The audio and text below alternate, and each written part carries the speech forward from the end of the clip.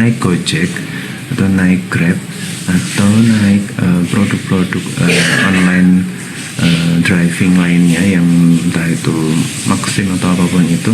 Nah, pasti kan ditanyain kayak gini, kuliah di psikologi ya kak gitu. Kemudian kalau kuliah di psikologi bisa baca pikiran orang nggak, atau bisa tahu tentang kepribadian saya kayak gimana gitu kan.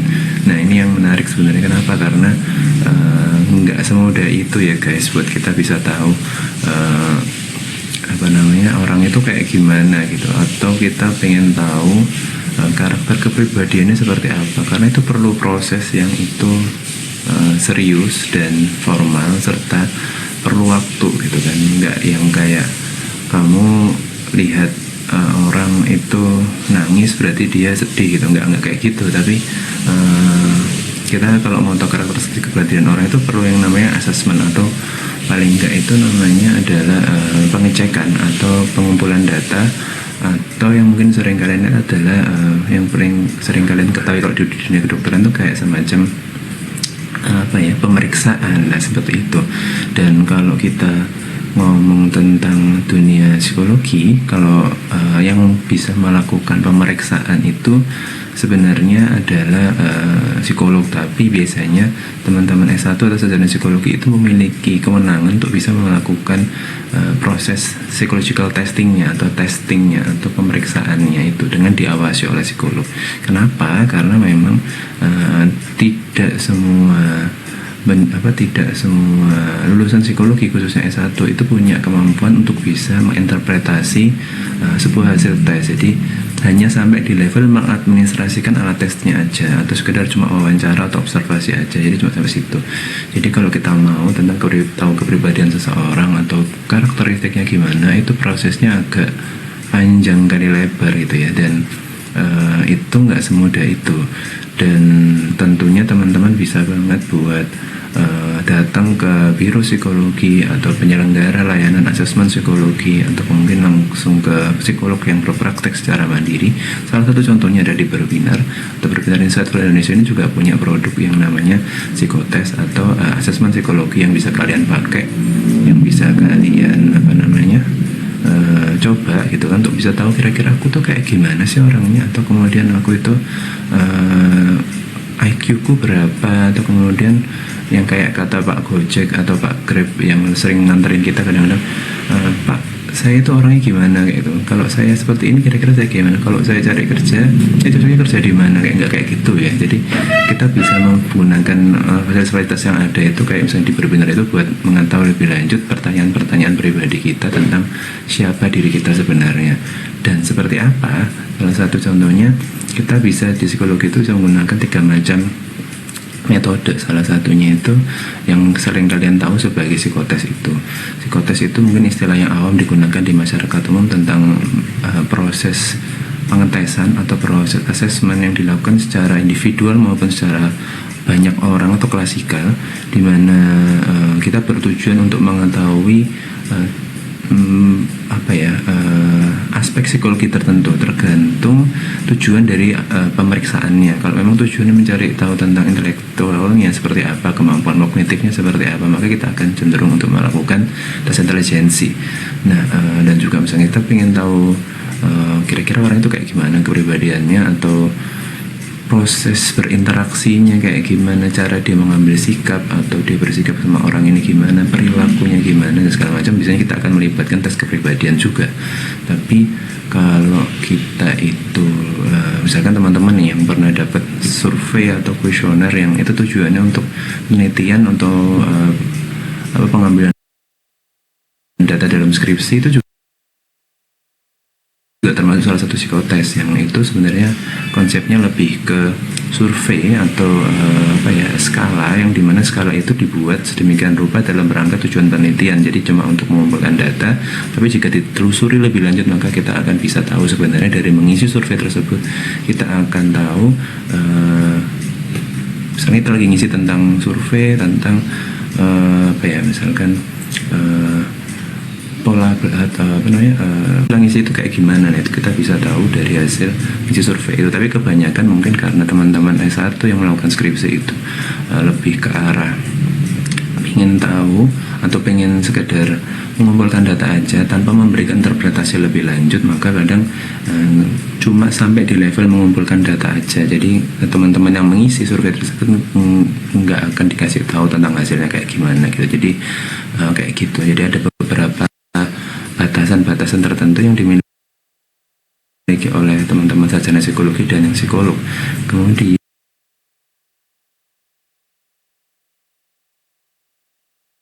selain itu ada yang selain psikotes ada observasi dan juga ada wawancara. Observasi itu kayak gimana? Observasi itu contohnya kayak gini nih, kamu atau kami gitu ya, kami sebagai ilmuwan psikologi atau psikolog itu biasanya kita akan memanfaatkan teori tertentu yang itu dalam berbagai penelitian yang kemudian kita coba tuh macam itu. Misalnya kita mau bahas tentang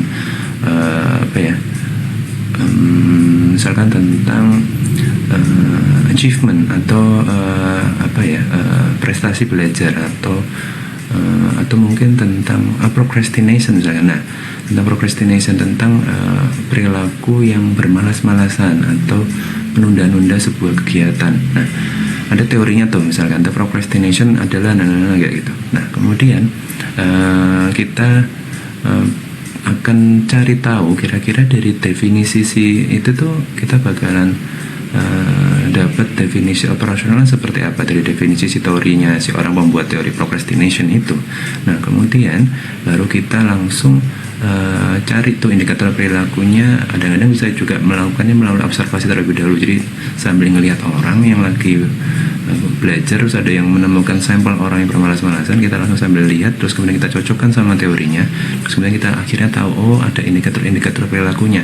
Nah, dari sebuah indikator perilaku yang sudah teruji tersebut, kita langsung melakukan pengambilan data, observasi, lihat langsung ke subjeknya, ke sampelnya, sampel penelitiannya, kita jadi tahu tentang oh orang ini tuh seberapa sih atau karakter prokrastinasinya seperti apa, atau perilaku apa saja yang muncul selama proses prokrastinasi itu dilakukan observasi, contohnya kayak gitu.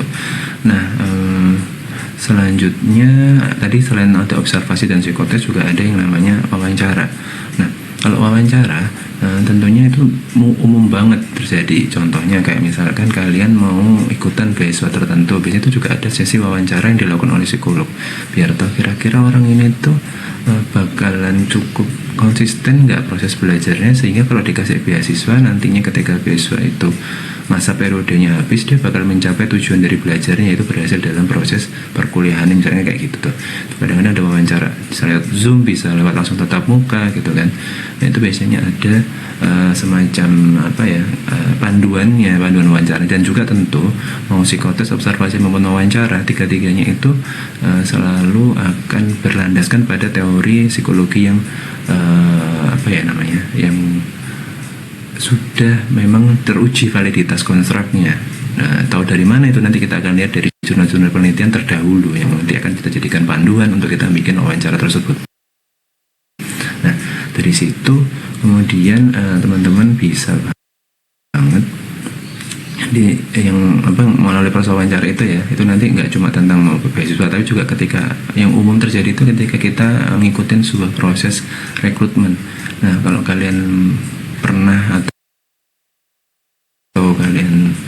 atau paling nggak mungkin yang ikutan BEM atau ikutan kayak ada yang ikut paguyuban duta psikologi atau apapun itu biasanya itu akan ada proses di mana seleksinya itu melalui beberapa level tes atau beberapa level asesmen psikologi, termasuk di dalamnya ada observasi, wawancara, dan psikotes. Nah, kemudian dari situ harapannya bisa kita tahu kira-kira kayak gimana nih orangnya. Biasanya observasi, wawancara, dan psikotes itu akan dikolaborasikan gitu kan. Nah, kenapa? Karena masing-masing itu punya kelemahan dan kelebihannya masing-masing. Dengan kita mengkolaborasikan observasi, wawancara, dan psikotes, kita dapat gambaran yang lebih mendekati realnya gimana. Jadi kita tetap punya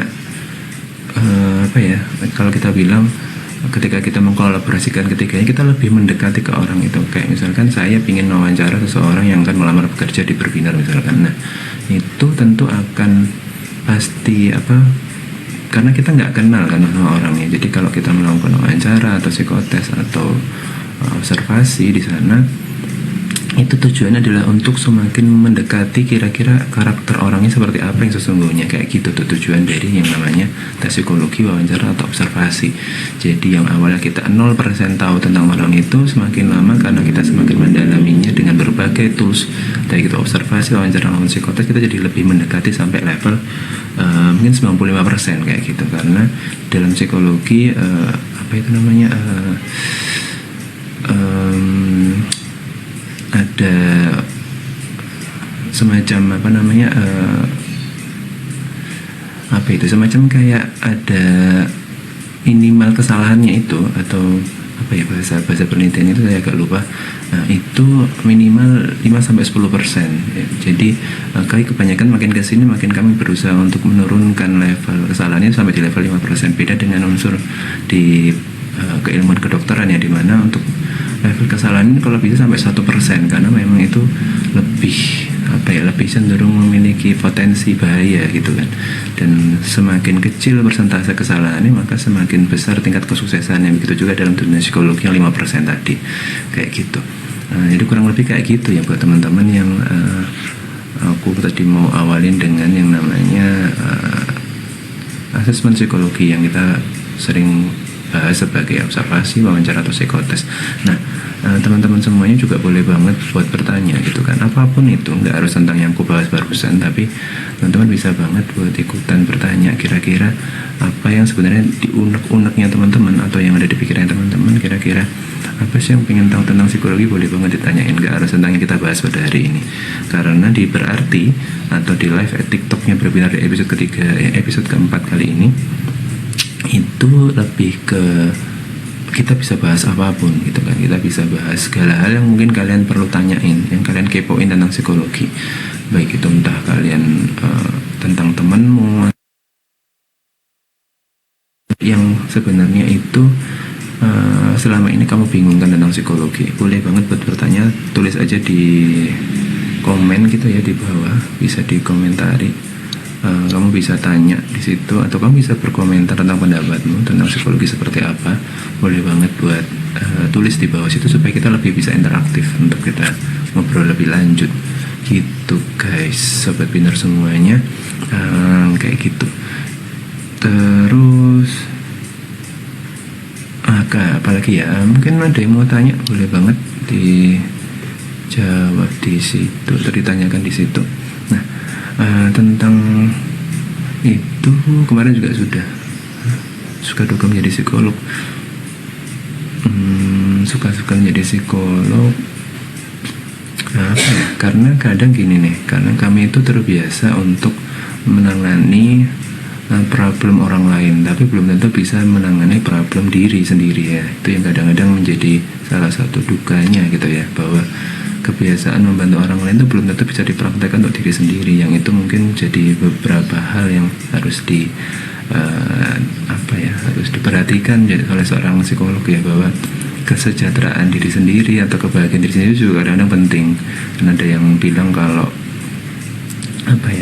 it's okay to not to be okay kayak gitu ya, tapi somehow memang kalau bisa ketika kita menangani seseorang gitu ya, menangani orang yang sedang bermasalah, maka penting banget buat mastiin kondisi kita, psikolog terutama atau konselor yang akan menangani orang itu dalam kondisi yang 100% sehat secara mental.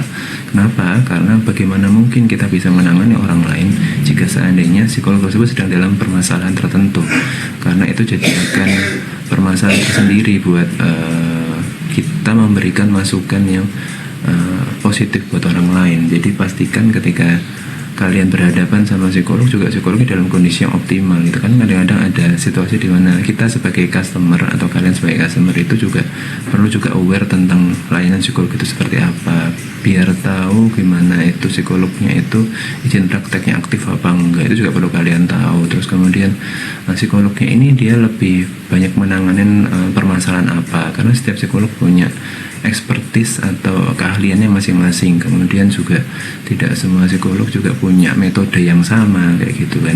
Metode setiap psikolog untuk menangani klien juga beda-beda gitu kan. Ada yang pakai behavioral yang dia lebih mengutamakan tentang stimulus dan respon, ada yang juga pakai humanistik di mana dia maunya semuanya itu ditemukan secara mandiri oleh kliennya. Juga ada yang ada yang pakai metode-metode tambahan seperti hipnoterapi kayak gitu-gitu, atau juga mungkin ada yang pakai kognitif dengan diajak berpikir kira-kira kayak gimana permasalahan. Jadi memang menjadi seorang psikolog itu ada suka dukanya, tapi yang pasti salah satu kebahagiaannya adalah ketika kita sudah menyelesaikan satu sesi permasalahan gitu sama klien, dan ternyata kliennya telah terbantu dengan optimal, dan itu ada sebuah kebanggaan tersendiri sebagai seorang psikolog berhasil membantu orang lain gitu.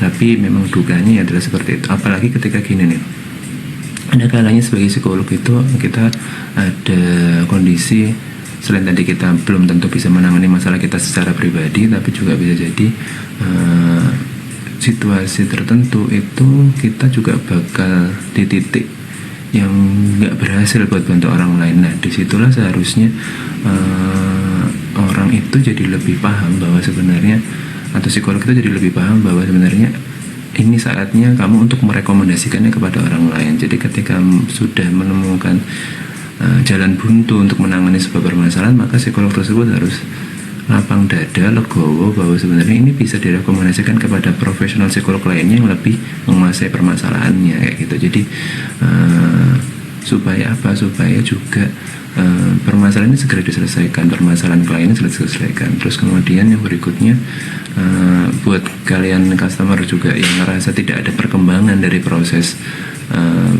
konseling atau konsultasi sama psikolog, juga kalian harus harus aware gitu bahwa sebenarnya jadi ini mungkin kalau boleh tahu perkembangannya seperti apa ya Pak psikolog atau psikolog kayak gitu.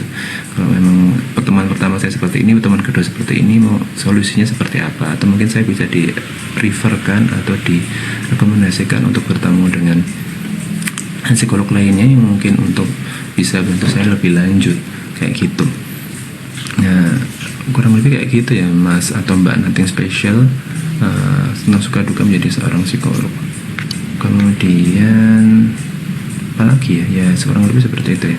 Untuk Mbak Talita juga ada tanya nih, Kak saya punya teman yang suka insecure, caranya buat ngasih tahu kalau dia berharga itu gimana sih? Kalau merasa insecure, kan pernah kita bahas nih dalam bisikan di episode sebelumnya, kalau sebenarnya insecure itu adalah sesuatu yang wajar bagi setiap orang, bahwa merasa tidak nyaman, tidak aman, tidak tenang itu adalah hal yang sangat wajar, apalagi itu terkait sama bagaimana cara kita membandingkan diri kita dengan orang lain, atau bagaimana cara kita itu menilai capaian di diri kita, atau mungkin kita juga memperoleh pressure dari orang lain sehingga kita merasa tidak nyaman, yang itu tentunya akan menjadi kebimbangan atau kepanikan tertentu pada diri kita, sehingga kadang kita jadi ngerasa nggak aman atau nggak nyaman gitu. Nah tapi terus kemudian gini, kalau insecure itu dibiarkan terus menerus seperti itu juga nggak bagus gitu kan, bahwa harusnya kalau kita pada kondisi tertentu yang kita merasa kita sudah tidak seperti biasanya, maka kita harus aware bahwa kita harus segera mencari solusinya. Karena ini mirip seperti yang sering aku pakai ya, istilahnya adalah manusia itu punya kapasitas yang standar dalam hal mengelola emosi atau stresnya. Mirip seperti ketika kita melihat sebuah gelas. Jadi gelas itu punya volume tertentu. Volumenya itu pasti ada standarnya. Misalkan kita tahu ada gelas berukuran 150 ml. Nah karena gelas itu berukuran 150 ml, maka dia hanya bisa menampung air sejumlah 150 ml. Dan jika lebih dari 150 ml yang masuk ke dalam gelas itu, maka akibatnya apa? Maka akibatnya si gelas itu akan airnya akan tumpah dari gelas itu, akan meluber isinya. Dan kalau sudah meluber, maka akhirnya apa? Otomatis itu kan akan jadi pertanda bahwa sebenarnya sudah melebihi kemampuan dari gelas itu sendiri. Mungkin akibat lainnya adalah airnya akan membasahi area luar gelas, kemudian akan muncul masalah baru, entah kalau itu dekat sama listrik akan menjadi konsleting dan segala macam, akan jadi basah karpetnya atau apapun itu. Nah, itu mirip perumpamaan seperti itu. Nah, kalau kita bilang tentang insecure, bahwa sebenarnya kalau insecure itu berisi muatan air yang itu sekitar sebenarnya kita bahas, kita adalah manusia dengan gelas 150 ml. Nah, insecure yang datang atau kita rasakan saat ini itu berukuran sekitar 20 ml. Nah, kalau kita biarkan insecure berukuran 20 ml itu datang sebanyak berapa kali, misalkan 8 kali aja gitu kan, 8 kali 20 ml itu muncul terus, maka kita akan kelebihan 10 ml. Nah, dan ketika kelebihan, kalau gelas itu mungkin sekedar tumpah, basah, atau mungkin paling bahayanya dia terjadi konsleting. Tapi kalau pada manusia itu akan terlihat insecure itu kalau kita sering atau tidak segera kita kurangi dari gelasnya, maka akibatnya kita akan sulit mengontrol diri kita, maka kita akan menjadi lebih kurang stabil dalam emosi, marah-marah, cranky, atau kemudian terus habis itu tantrum, atau bahkan mungkin kita kalau di level tertentu kita punya potensi untuk menjadi seseorang yang depresi atau semacamnya gitu ya, yang kita sendiri mungkin belum pernah tahu kalau kita punya potensi seperti itu. Nah itu bisa jadi sampai ke level bisa menyakiti orang lain, menyakiti diri sendiri, melukai diri sendiri, atau bahkan merugikan orang lain. Kalau kita ngomong di kantor, maka ya jadi kerjaan nggak beres, di kuliah juga nilai menurun, kayak gitu-gitu. Nah itu akibatnya seperti itu. Nah kemudian karena kita tahu sebegitu berbahayanya kalau insecure ini nggak segera diatasi gitu, maka penting buat kita segera mencari caranya. Betul kata Mbak Talita, caranya gimana? Bahwa nggak cuma tentang mengasih tahu atau memberitahu orang ini bahwa kamu itu sosok yang berharga, tapi juga perlu dikasih tahu bahwa sebenarnya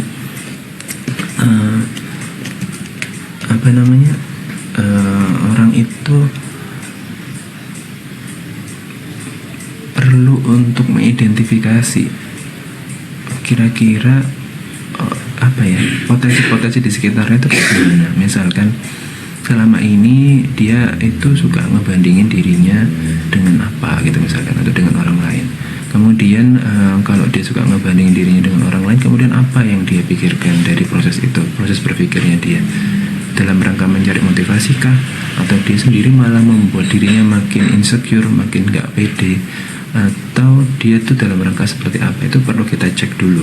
Jadi kalau mau membantu teman kita perlu cek dulu, identifikasi dulu masalahnya seperti apa, kira-kira insecure-nya kayak gimana gitu. Dan kalau kita mau bilang dia berharga, maka jangan lupa sebelum sampai ke ngomong bahwa kamu itu berharga, jangan lupa untuk selesaikan dulu konsep insecure dalam dirinya itu kayak gimana dulu. Karena kadang-kadang konsep berharga dalam dirimu sebagai teman yang mau membantu itu akan berbeda sama konsep insecure yang konsep berharga yang dimiliki oleh temanmu itu. Jadi setiap orang punya konsepnya masing-masing tentang apa itu insecure, apa itu keberhargaan, apa itu kebahagiaan. Itu semua orang punya konsepnya masing-masing. Dan jangan lupa bahwa sebenarnya setiap orang itu secara psikologis itu merupakan individu yang berbeda gitu kan. Bahwa kalau kita itu tahu kita berbeda, maka segala hal dalam diri kita itu akan berbeda dengan orang lain. Maka kalau kita tahu kita berbeda dari orang lain, pasti untuk mencapai sesuatu dan apa yang sudah kita capai itu akan berbeda sama orang lain. Pengalamannya yang dia rasakan di masa lalu, prosesnya, proses perkembangan diri, proses pendewasaan diri itu akan berbeda antara setiap orang. Cepat atau lambatnya, jenisnya, bentuknya, momennya itu pasti akan beda. Apalagi buat yang setelah itu, kalau kita pengalamannya terjadi di masa lalu, yang terjadi di masa depan juga kayak gitu. Kita mau merencanakan sesuatu buat masa depan pun caranya pasti akan berbeda. Kenapa? Karena kita punya kecocokan sendiri-sendiri, kita punya kesesuaian masing-masing. Karakter kita yang berbeda itu tidak serta-merta bisa diselesaikan permasalahannya dengan cara seperti orang lain. Maka penting banget buat tahu dulu temanmu itu kayak gimana gitu kan. Temanmu itu memahami insecure seperti apa, keraguan, ketidaknyamannya dia itu kayak gimana. Nah kalau sudah tahu, maka kita akan jadi tahu. Mungkin dengan menegasikan, kita memberikan makna yang berlawanan dengan makna insecure-nya, itu kita jadi tahu, oh mungkin kamu itu jadi lebih berharga kalau kamu itu seperti ini, kayak gitu. Cara cepatnya kayak gitu, coba pikir kayak gitu. Terus kemudian biasanya juga kadang-kadang posisi insecure itu muncul karena dia itu nggak cuma merasa kurang berharga, tapi dia itu di titik dimana dia hanya mikirin itu sendiri. Jadi satu masalah dipikir terus sendiri, apa yang kalau anak zaman sekarang bilang namanya itu overthinking, dipikirin sendiri sedemikian rupa. Sebenarnya mungkin itu caranya atau solusinya sudah muncul gitu, tapi karena itu dipikir sendiri, akhirnya kayak semacam belum tentu bakal ketemu kalau dipikir sendiri. Maka itu harus bisa ngobrol sama orang lain, membuka diri, karena kita itu bukan di ruangan yang ibarat kata dalam tempurung. Yang kita tuh nggak di dalam tempurung aja, di luar kita tuh banyak orang, banyak teman-teman yang mungkin care sama kita, tapi kita nggak pernah membuka diri sama orang-orang itu kan. Ya, kemana mungkin teman kita bisa tahu buat kalau kita tuh lagi bermasalah, kalau kita sendiri nggak cerita kayak gitu. Jadi sebenarnya salah satu caranya adalah mencoba membangun relasi positif dengan orang lain. Kalau kita sebagai temannya, maka kita harus perlu tahu dulu maunya apa, yang dipikirkan apa. Jadi supaya kita nggak ngejudge apa yang dipikirkan insecure oleh orang lain itu sebagai cara berpikir kita. Cara berpikir kita akan pasti 100% berbeda dengan cara berpikir orang lain. Mungkin salah satunya kayak gitu ya Mbak Talita. Pertama kali harus dilakukan dengan cara cek dulu temenmu ini kayak gimana cara berpikirnya, karena kita nggak mau self judgment, kita nggak mau salah diagnosis, kita nggak mau salah ngasih penilaian, karena yang terpenting adalah kesejahteraan teman kita, bukan kesejahteraan diri kita sendiri kayak gitu.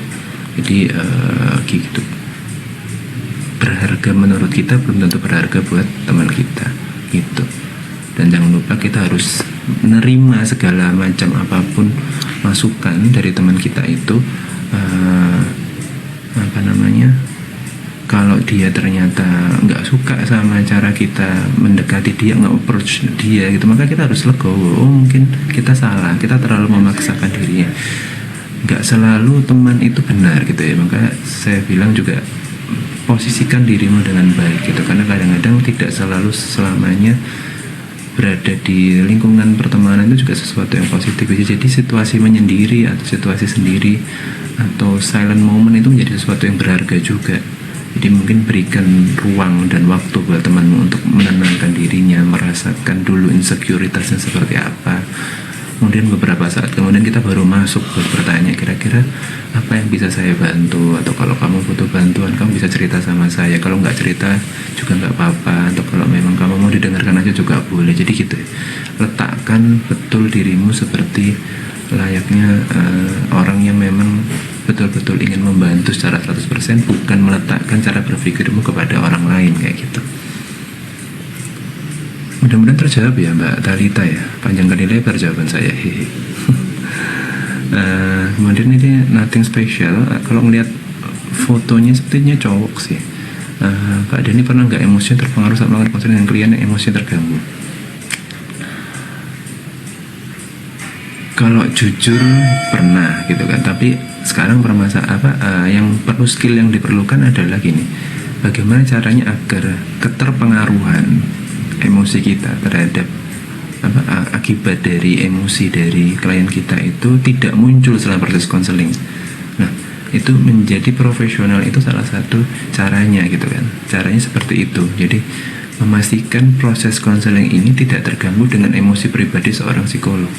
Jadi ketika proses konseling yang terjadi itu ternyata memacu atau menstimulus munculnya emosi pribadi yang cenderung negatif, maka si psikolog perlu untuk mengelola emosinya dengan baik. Maka dari itu saya sering bilang, ini terkait sama gelas tadi juga, bahwa ketika kita tahu gelas kita penuh, maka jangan sekali-sekali untuk mencoba untuk menangani orang lain. Maka psikolog pun juga perlu waktu untuk menyelesaikan permasalahannya. Psikolog juga perlu waktu untuk tenang dengan dirinya, menyelesaikan insekuritasnya kayak gitu. Jadi psikolog juga harus aware bahwa tidak sepenuhnya menyelesaikan permasalahan klien itu bisa sewaktu-waktu, tapi perlu dengan waktu-waktu yang optimal gitu kan. Jadi ketika kita tidak optimal dalam kondisi gelas kita, atau kita itu lagi tidak optimal dengan kondisi diri kita gitu kan, maka lebih baik jangan menangani klien. Itu salah satu rule pertamanya. Menjadi sehat mental itu menjadi penting, apalagi buat memastikan orang lain menjadi sehat mental. Jadi sehingga dengan kita sehat mental, kemampuan atau kapasitas kita mengelola emosi itu jadi lebih optimal. Karena dengan kita bisa mengelola emosi dengan optimal, kita bisa mengelola situasi-situasi yang seperti katanya Mas Nothing Special ini, bahwa kita jadi tahu kalau ternyata kita perlu mengelola itu, sehingga kalau kita kepancing emosinya maka kita harus tenang, tetap stay cool, tetap bisa sejuk gitu ya, memberikan masukannya. Jadi kalau memang kita perlu silent moment untuk memastikan kondisinya lebih baik, maka kita diamkan dulu, jangan langsung ditanggapi atau apa kayak gitu. Jadi kayak gitu ya Mbak Mas Nothing Special, atau mungkin Mbak Nothing Special. Mohon maaf ya kalau saya salah sebut Mas atau Mbaknya, karena terlihat seperti foto cowok, tapi mungkin bisa jadi cewek ya, karena kan sekarang juga banyak yang fans sama artis Korea yang cowok, cewek-cewek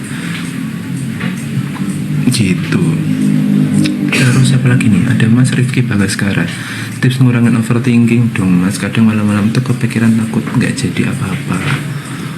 Oke Mas Rifki Bagaskara, tentunya sebelum saya jawab, saya doakan semoga segera menemukan solusinya ya. Tapi kalau boleh dari saya sendiri gitu ya, seperti saya bilang ke Mbak Talita tadi, bahwa sebenarnya perlu banget Mas Rifki Bagaskara coba meluangkan waktu untuk dirinya sendiri gitu. Meluangkan waktu itu tidak harus malam hari. Kadang itu kita tuh punya waktu yang luang, tapi kita sendiri nggak menghargai waktu itu.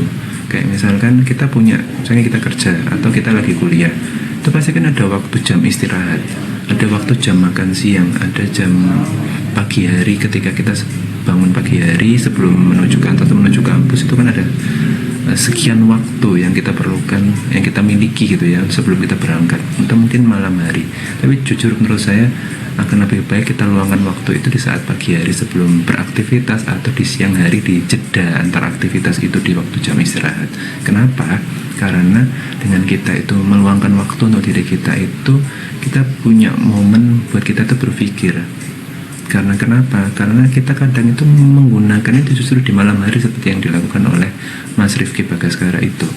Padahal sebenarnya momen di malam hari itu adalah momen di mana kita itu berada di titik lelah kita, di titik jenuh kita, di mana secara fisik sudah capek karena seharian beraktivitas dan jenuh. Kenapa? Karena memang sudah banyak sekali yang dilalui selama satu hari itu, berbagai macam problem, berbagai macam karakter orang yang kita temui, dan kita perlu waktu untuk mengelola emosi, dan itu sangat capek sekali dan jenuh pastinya. Apalagi kita menghadapi rutinitas yang sama setiap hari. Jadi pasti ketika malam hari itu akan kurang optimal untuk melakukan sesi kontemplasi atau meluangkan waktu untuk diri sendiri, itu berpikir diri sendiri. Akhirnya muncullah overthinking itu, yang di malam hari itu semuanya ngumpul di sana, permasalahan di sana nggak ketemu solusinya. Akhirnya kita jadi kebingungan, ujungnya apa? Waktunya itu nggak cukup. Akhirnya kalau kita overthinking nggak selesai ketemu solusinya, tidurnya terlalu malam. Kan tidur terlalu malam, tidur nggak berkualitas. Karena itu nggak berkualitas, akhirnya apa? Bangunnya menjadi nggak fresh, bener nggak? Pasti itu yang terjadi buat rata-rata teman-teman yang sekarang lagi ngerasain overthinking, apalagi di malam hari.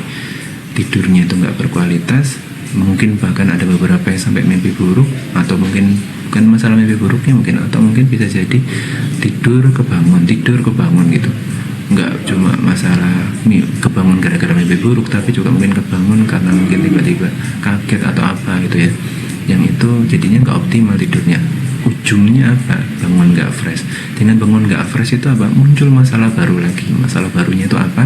Masalah barunya adalah kalian ketika mengawali hari di keesokan harinya, pasti akan ada aja yang kayak bikin kepancing emosinya.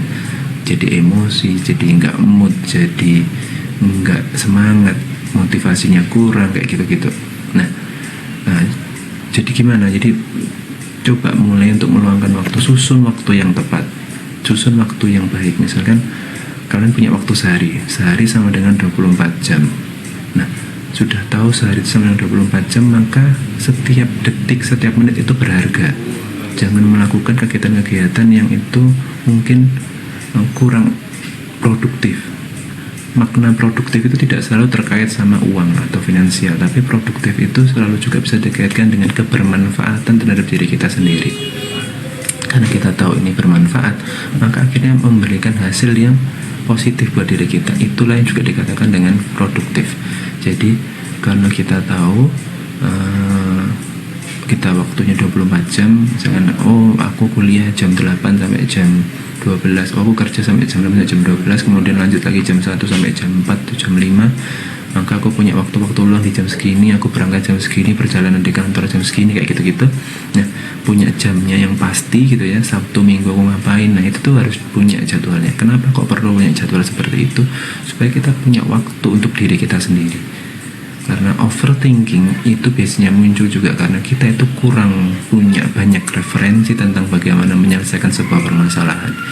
Dengan kita punya banyak waktu untuk meluangkan diri kita sendiri, kita jadi punya waktu untuk membaca, belajar dari orang lain tentang sebenarnya itu ada orang punya masalah ini tuh nggak cuma aku loh. Masalahnya seperti ini tuh nggak cuma aku, sehingga coba sih aku cek orang ini tuh permasalahannya kayak gini, dia solusinya kayak gimana. Kita jadi belajar dari orang lain. Jadi nonton sosmed, scrolling, kemudian sosmedan kemudian nonton YouTube dan segala macam, itu akhirnya punya fungsi yang produktif. Kita jadi belajar dari orang lain tentang bagaimana menyelesaikan sebuah permasalahan. Cukup ketikkan permasalahanmu di search engine di setiap sosmed atau di Google. Saya yakin banyak sekali opsi-opsi yang mungkin bisa kamu jadikan cara, atau bisa jadikan cara untuk kita bisa menyelesaikan permasalahannya. Meskipun sebenarnya akan lebih baik ketika permasalahan ini bisa dibantu untuk dibahas bersama dengan psikolog gitu kan. Karena apa? Karena mungkin sudut pandang psikolog jadi lebih wide, ngasih perspektif dengan yang lebih luas, yang solusinya mungkin bisa beraneka ragam, disesuaikan dengan karakteristik kepribadian. Sementara kalau kamu baca sendiri, mungkin untuk beberapa orang yang tipikal yang terlalu percaya, kira kok nggak berhasil, sehingga akhirnya dia merasa menyerah. Aku sudah coba ini kok nggak berhasil ya. Tapi kalau sama psikolog, mungkin kamu juga di sana ada filternya, ada supervisinya, diawasi sedemikian rupa sehingga setiap cara yang kita gunakan itu akan coba di feedback oleh psikolog, dan kita dapat feedbacknya sehingga kita bisa memperbaiki diri dari hari ke hari kayak gitu. Nah, jadi saran saya, luangkan waktu untuk dirimu gitu kan. Terus jangan lupa juga, kalau memang malam hari itu cenderung kebanyakan overthinking, coba gunakan replace waktu overthinkingmu itu dengan kegiatan yang itu menghabiskan energi. Misalkan ya, entah itu olahraga malam gitu ya, tapi ini opsional ya, yang kamu bisa lakukan atau tidak. Salah satu caranya itu, lakukan sesuatu yang menghabiskan energimu, bukan malah bikin kamu itu punya banyak waktu untuk melakukan hal-hal yang kayak overthinking. Itu kan overthinking rata-rata kan karena kamu tiba-tiba nggak ngapa-ngapain, terus kemudian akhirnya kamu kepikiran, akhirnya ya tadi aku gini, akhirnya jadi momen itu muncul karena kekosongan kegiatan biasanya. Nah, dan energi yang masih banyak, saran saya memang gunakan energi yang masih tersisa di akhir masa harimu di hari itu untuk kegiatan yang bermanfaat. Atau itu menghabiskan energi, atau itu melakukan sesuatu yang mungkin bisa bikin kamu jadi lebih teredukasi tentang solusi-solusi tentang overthinkingmu. Jadi kayak gitu. Mungkin ada beberapa orang yang menghabiskan waktu dengan nge-game. Kalau itu memang sebuah hobi yang bisa meredeem stressfulmu, itu nggak apa-apa, lakuin aja. Kalau memang kamu suka buat ngobrol sama orang lain untuk menghabiskan waktumu, juga bisa, nggak apa-apa, lakuin aja. Kan itu kamu juga dapat, nggak cuma ngobrol buat ceritain, buat ngelegain perasaanmu dan pikiranmu, tapi juga kamu jadi punya waktu buat bisa dapat masukan dari orang lain. Jadi di situ kamu bisa dapat beberapa opsi gitu ya, tentang bagaimana mengatasi overthinkingmu gitu. Mudah-mudahan terjawab ya Mas Rifki Bagaskara. Jadi opsinya seperti itu. Terus kemudian kalau kamu khawatir kamu nggak jadi apa-apa, tadi dengan kamu bisa meluangkan waktu untuk dirimu, jadi kamu merasa ini jamnya, kamu kan sudah bikin jam gitu ya dengan pasti. Jam segini aku harus luangin diriku untuk diriku sendiri, maka aku apapun yang terjadi aku harus menggunakan sesuatu waktu untuk mendesain supaya kedepannya aku melakukan sesuatu yang positif. Jadi nggak cuma ngejadwalin gitu ya. Kamu bisa mengidentifikasi aku tuh punya masalah apa yang bisa diselesaikan, coba aku cari nih di lain buat aku ngobrol, buat tukar pendapat kayak gitu. Nah terus kemudian buat masa depannya kamu juga perlu mikirkan, oh aku punya ini, punya cita-cita jadi misalkan punya rumah misalkan setelah 10 tahun kayak gitu. Kemudian 10 tahun itu berarti kan tahun ke-10. Nah tahun ke-9 aku berarti harus ngapain gitu kan, tahun ke-8 aku harus ngapain, itu harus jelas rencana rencana rencana jangka panjangnya jelas, rencana jangka pendeknya juga jelas, rencana jangka pendeknya juga jelas, menengah, pendek, dan panjangnya jelas semua. Jadi cuma mikirin 10 tahun kemudian, tapi 9 tahun,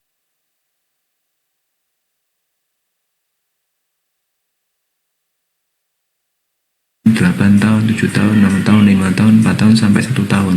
Pikirin apa, coba waktumu yang meluang tadi itu gunakan untuk mikir kayak gitu, membikin desainmu, pakai Excel boleh, pakai ribet kayak gitu. Terus jangan lupa juga untuk healingku, untuk bisa refreshmentku gitu. Jadi misalkan punya hobi apa, juga pastikan dalam 1 minggu atau 1 hari itu ada waktu untuk kamu bisa refreshing. Entah itu kamu menggunakan waktu untuk melakukan kegiatan-kegiatanmu saat yang kamu sukai di masa kecilmu, itu boleh banget. Jadi jangan menutup diri lah intinya kayak gitu. Kegiatan di masa lalu itu juga bisa bermanfaat buat di masa sekarang. Dulu kamu misalkan sama pacarmu yang sekarang kamu nggak ngelakuin itu, terus kamu putus, kamu mau lakuin itu nggak apa-apa gitu kan. Jadi mudah-mudahan bisa terjawab ya Mas Rifki Bagaskara. Nggak apa-apa sih Mas Jamal. Jadi dari Mas Rifki Bagaskara, terima kasih banget sudah bertanya. Mudah-mudahan terjawab. Nanti kalau mau ngobrol lebih lanjut bisa ke Berbinar untuk bisa konseling lebih lanjut gitu ya. Terus ini ada komen dari Mbak Talita, terjawab Kak, terima kasih sama-sama Mbak Talita. Mas Jamal, tapi saya cowok suka K-pop sih nggak masalah sih, laki atau perempuan mau suka K-pop it's okay kayak gitu. Dan yang penting tadi saya bilang ketika Mas Rifki Bagaskara, lakukan sesuatu yang itu membuat kamu bahagia. Kalau memang itu membuat kamu bahagia, lakukan aja, nggak perlu malu. Karena yang penting adalah kebahagiaan diri sendiri, bukan kebahagiaan orang lain. Beda sama konsepnya kalau kita menjadi peer counselor atau konselor sebaya atau sebagai psikolog. Maka yang terpenting di situ adalah kesejahteraan dari klien kita, kebahagiaan dari klien kita. Kalau untuk diri sendiri beda lagi gitu ya. Maka kita harus membahagiakan diri kita sendiri. Gitu. Dan tolak ukur kebahagiaan diri sendiri itu bukan dari orang lain, tapi dari diri kita sendiri. Yang tahu kita bahagia apa enggak itu diri kita sendiri gitu ya. Jadi alangkah baiknya buat teman-teman bisa mulai untuk menganalisis gitu ya, kira-kira aku tuh orangnya kayak gimana, terus kemudian aku itu cocoknya apa, kemudian konsep kebahagiaan menurutku tuh kayak gimana gitu kan. Apakah aku yang lakukan setiap hari itu benar-benar yang membuat aku bahagia gitu kan. Lalu apakah aku selama ini punya waktu untuk diriku sendiri kayak gitu. Jangan-jangan selama ini aku punya hobi tapi aku nggak pernah ngelakuin kayak gitu. Nah itu coba mulai dipikirkan, karena itu penting banget buat kebahagiaan kalian semua ya Sobat Binar. Kayak gitu. Aku rasa kita sudah melebihi waktu seperti biasanya ya, karena kita biasanya sekitar 40 menit. Mungkin bisa kita akhiri untuk kita kegiatan berarti atau berbinar live TikTok pada malam hari ini.